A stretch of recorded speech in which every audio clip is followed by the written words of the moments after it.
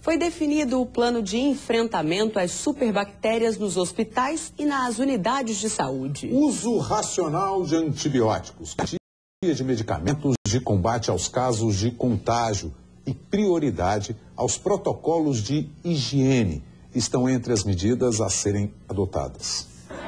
A partir de agora, todos os pacientes em UTI e os que estiverem em situação de vulnerabilidade vão passar por testes mais rigorosos para saber se estão ou não com a bactéria multiresistente.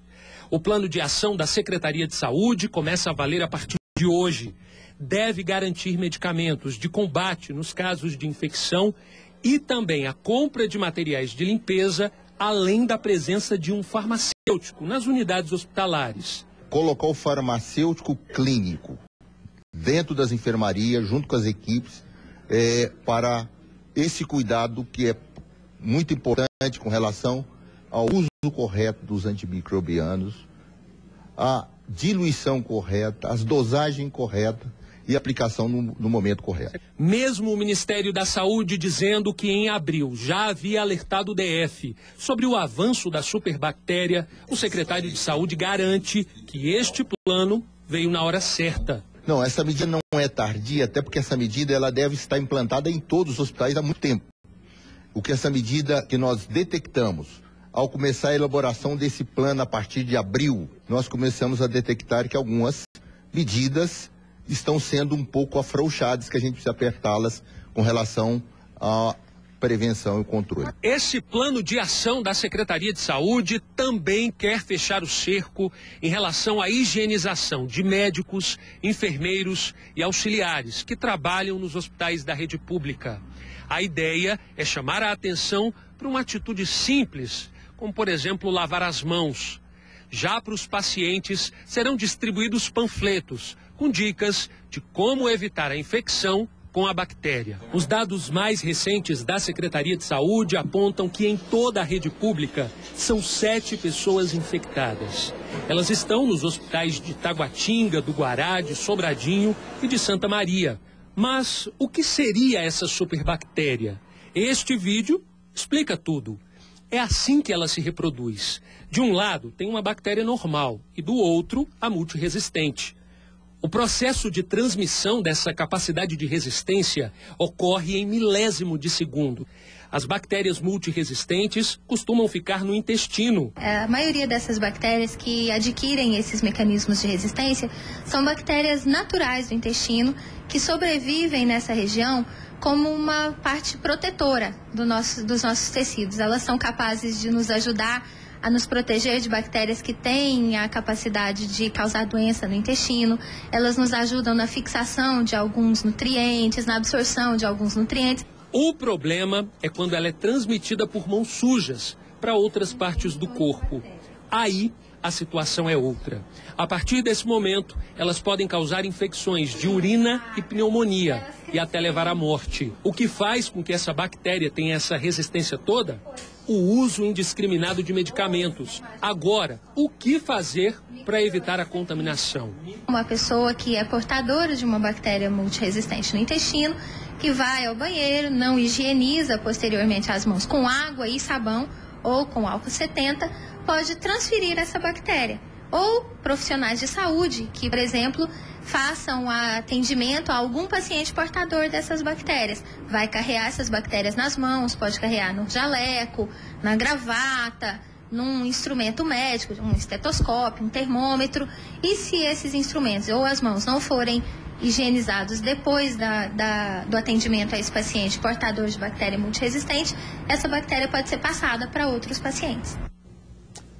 O presidente do Sindicato dos Médicos, Dr. Gutenberg Fialho, está aqui com a gente para comentar essas medidas do governo para combater a superbactéria. Ele está com o repórter Alessandro Saturno. Boa noite, doutor. Boa noite, Alessandro. Olá, Braga. Boa noite a todos. Vamos então repercutir, primeiramente, essa coletiva que foi dada pela Secretaria de Saúde, pelo secretário de Saúde. A gente está ouvindo muito isso, doutor Gutenberg. Médico não lava a mão, é isso? Boa noite, Alessandro, boa noite, Braga, boa noite, telespectadores. Bem, inicialmente, essa força-tarefa, esse protocolo para tentar resolver essa crise, essa endemia de bactérias multiresistentes é importantíssimo. Agora, afirmar que o profissional de saúde não lava as mãos, isso é no mínimo uma deslealdade. O que nós estamos vendo hoje no Distrito Federal, notadamente no sistema de saúde, é a falta de oferecer aos profissionais condições de trabalho. Falta hoje luva, falta capote, falta gorro, não tem antibiótico adequado, não tem material de limpeza para fazer a limpeza, a higiene das superfícies, das marcas. Os ambientes de trabalho são péssimos, excesso de paciente, não tem local para isolamento adequado.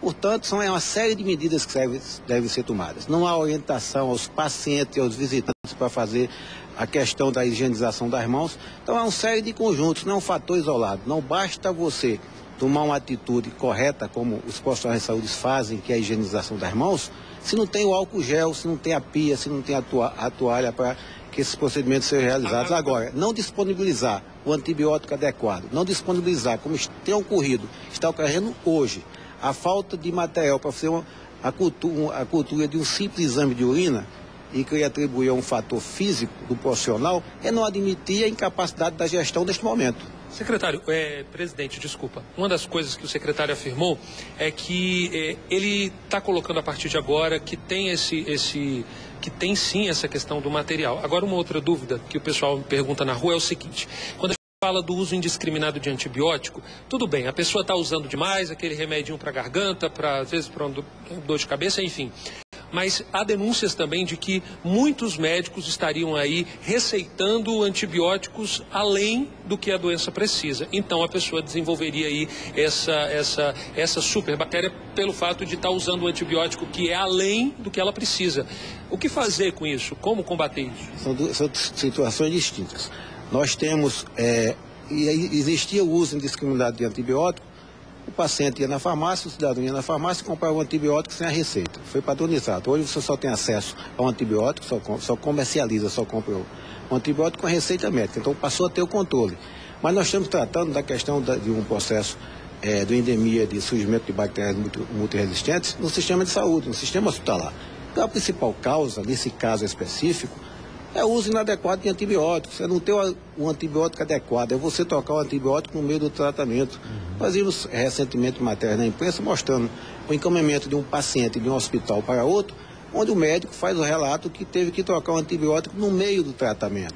A deficiência é da gestão. É evidente que nós temos que unir forças para resolver esse problema. Nós precisamos, nesse momento, da união de todos para solucionar o problema.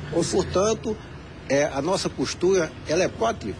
Ou seja, doutor Gutenberg, quer dizer, acaba um antibiótico na rede pública, o médico que trabalha no hospital é obrigado a trocar esse antibiótico e acaba provocando tudo isso. Pelo que eu entendi, é mais ou menos assim. Agora, o que eu queria ver com o senhor, essa medida de colocar um enfermeiro para fazer a dosagem certa do antibiótico... Farmacêutico, Braga? Um farmacêutico, perdão, para fazer a dosagem certa do antibiótico. O médico não sabe fazer isso? Não, na realidade não é isso. Quando você coloca o farmacêutico para fazer a dosagem da medicação, é quando o médico prescreve e ele é dispensado da farmácia. Então, o farmacêutico obedece à prescrição do médico na dosagem prescrita. O médico prescreve, o farmacêutico da farmácia faz a dispensação da medicação. Isso já tem, né? Feito. Mas isso é feito, né? Olha, em tese deveria existir. Agora, eu volto a afirmar, Braga, não basta ter o farmacêutico, é necessário que tenha a medicação. E eu aproveito a oportunidade, até que nós estamos ao vivo, para irmos agora a qualquer hospital da rede para checarmos se tem a medicação suficiente e se não está tendo dificuldade de antibiótico e de tratar os pacientes internados. Eles não deixam a gente entrar. Não, bem, convidamos o secretário para ir junto. Não tem problema nenhum. De repente, aí. 8 horas da noite, vamos lá, vamos visitar, vamos fazer uma vistoria nesse momento. Vamos ver se ele aceita. Se ele aceitar, a assessoria dele liga pra gente e comunica. Interessante. Braga, inclusive, o secretário disse que estão faltando atualmente 4 tipos de antibióticos, dentre eles a penicilina. A importância da penicilina hoje. Ele disse que dentre eles a penicilina, mas é importante, então, o tratamento com a penicilina?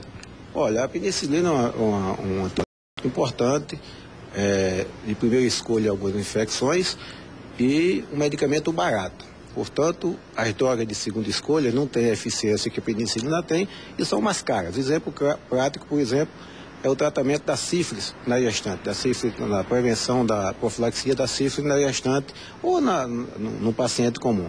Quando você não tem a penicilina, você vai usar a ceftriaxona, que é um antibiótico caro, ou até mesmo a azitromicina. Portanto, é um antibiótico de primeira escolha em algumas infecções e de custo baixo. Quando você disponibiliza a segunda opção, é um tratamento mais caro. E a resposta não é tão satisfatória como o antibiótico de primeira escolha neste caso. Doutor Gutenberg, mais uma pergunta. O secretário, durante a entrevista coletiva, ele falou o seguinte, que existem procedimentos que são padrões no mundo inteiro, no país inteiro, e em Brasília esses procedimentos não estão sendo adotados. É exemplo do que ele disse na entrevista, que ele agora vai arrochar e que esses procedimentos têm que ser adotados. Por que muita coisa não é feita? É por falta de fiscalização, por falta de monitoramento? Olha, o fornecimento de material de biossegurança, a luva, gorro, capote, álcool gel, pia, até uma simples pia no consultório, num pronto-socorro que não tem, o antibiótico adequado, isso é função da gestão. Orientação aos visitantes, aos acompanhantes para fazer a higienização correta das mãos e dos profissionais de saúde, isso tem que ser uma campanha continuada. Agora, todas essas questões, esses insumos que dependem do fornecimento do governo, aí a responsabilidade não é do profissional, não é do acompanhante, não é do visitante. Nós não temos isolamento adequado. Portanto, são questões que já devem ter vindo se trabalhar. Doutor Gutenberg, já há algum tempo, né? O Ministério da Saúde fez esse alerta há 2 meses. Para o senhor, essa ação foi tardia, a ação da Secretaria? Olha, os indícios de que esse processo vem acontecendo não é de hoje. Nós temos informações que desde 2010 que vem esses questionamentos. Portanto, veio num crescendo e não se tomou ações efetivas para evitar que chegasse a esse estágio. É evidente que nós temos que unir forças realmente para resolver o problema. A questão está posta e tem que ser resolvida, né? Agora, que poderia ter sido evitado, que poderia ter havido um trabalho profilático bem mais antecipado, não tenha dúvida. Ok. Presidente, obrigado aí pelas informações, pela entrevista. E lembrando para quem está em casa, né? Cobre no hospital quando você for a cartilha que foi prometida hoje pelo secretário de Saúde. Ele disse que vai ter uma cartilha orientando todo mundo em relação a como evitar essa infecção por meio da bactéria. Lívia.